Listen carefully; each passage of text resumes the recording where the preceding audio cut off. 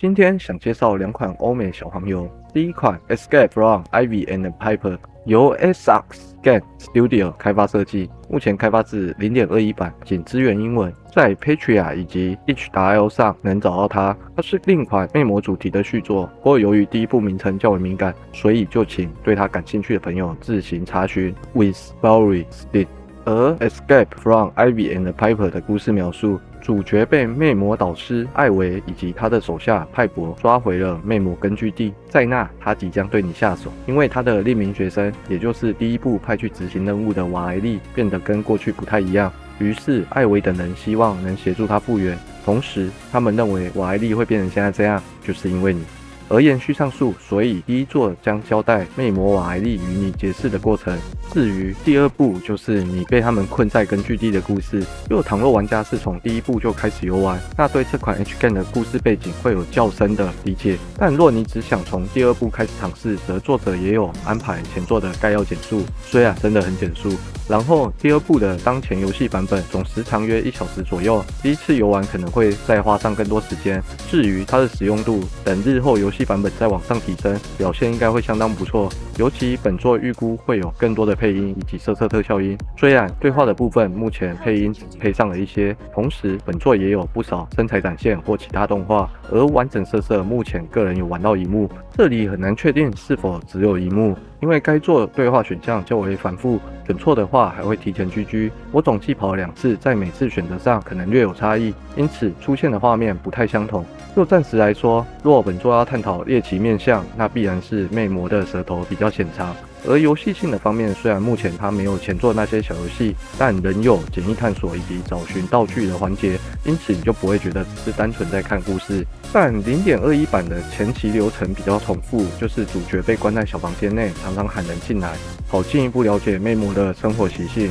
从中后期开始，才能对房间内展开更多的探索，然后最快可能还要等到下一版，主角才有机会踏出那扇房门。加入会员或者按下超级感谢，鼓励支持黄标创作。第二款 Last at Us 由 V19 Games 开发设计，目前开发至 0.5 版，仅支援英文，在 Patreon 以及 itch.io 上可以找到它。这款游戏我从 0.4 玩到 0.5 版，从现阶段来说，它比较倾向一款较为平庸的欧美小黄油。尽管它的渲染表现不错，但游戏的动画直至中期以后才开始陆续添加，也就是说，这个游戏的前期都只是在看图说故事，而若是前述这样，那游戏角色在叙事过程里视线对不上焦，就会形成比较大的缺陷。虽然它的故事内容还算有点意思，但暂时也就那么点意思。即便我个人会想玩下去，但相对其他 H Game 来说，它可以吸引到老司机目光的几率就比较低。Lost at Bus 的故事描述，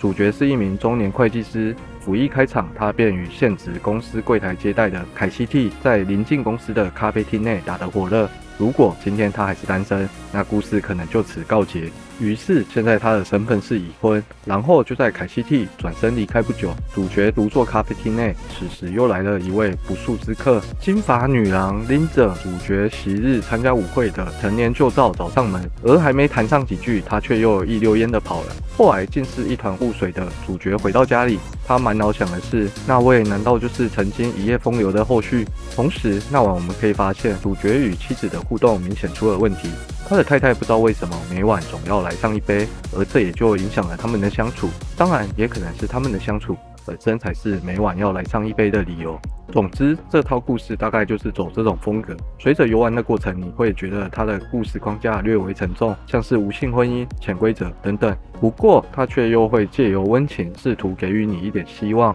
并且会让人想持续探究主角夫妻为何会变成今日如此。然后，那名金发女子跟他又到底是什么关系？该打开潘朵拉的盒子吗？又潘朵拉的盒子是真的吗？而最重要的，当然还是主角现在的所作所为，日后会对他的家庭造成什么样的影响呢？ Last at Bus 的故事至当前为止游戏时长约 1.5 小时左右，有配乐时而忧愁时而轻柔，没有语音配音，但有色色特效音，且不知道为什么第3章没有特效音，然后从第4章开始，这款小黄油才添加上色色简易动画，并且由于陆续添加动画，使得它的实用度稍微有上升。发生过关系的共有2位，打擦边球的3位，但本作暂时还是只适合看故事，先不要过度期待它的色色，尤其本作故事节奏偏缓。又另以看故事的角度来说，则该作倾向挖掘每名角色的心灵层面，但可惜目前为止仍是浅尝即止，只好后续再观察看看。以上就是这次的欧美小黄油介绍，谢谢收看本次影片。